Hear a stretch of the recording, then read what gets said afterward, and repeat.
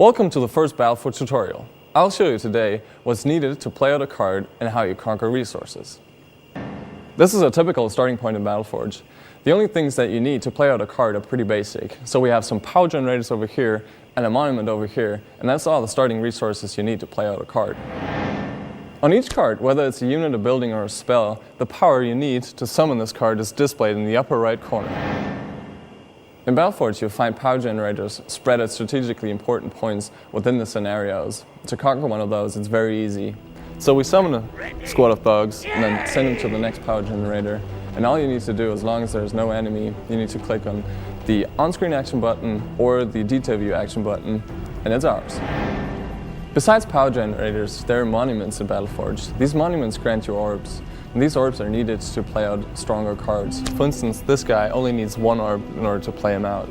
But the more orbs you have, the more powerful cards you can play out. So on the border of the screen, you see another monument that's protected by some enemies. What we do, we enforce our army now to get rid of those guys and take over the monument. So we play out a couple of more thugs, as well as some archer guys, the Sunstriders, and send them over. So in Battleforge, there's no base building, so you can play out cards anywhere close to your own structures or friendly units, which gives the game a more dynamic feeling. So you can, when you're in battle, you can play out cards anywhere you like. After we get rid of those enemies, we can now take over the second monument. We just click on it and then select the power of the orb that we want. In our case, we choose red for fire, since we only have fire cards in our deck. The orb needs a little bit of time to build up. In the meanwhile, enemies are approaching us, so we need to defend us.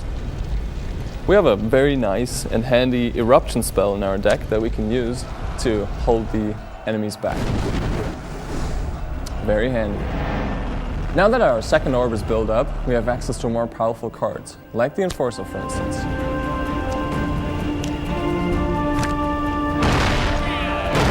Enforcer! Lunchtime!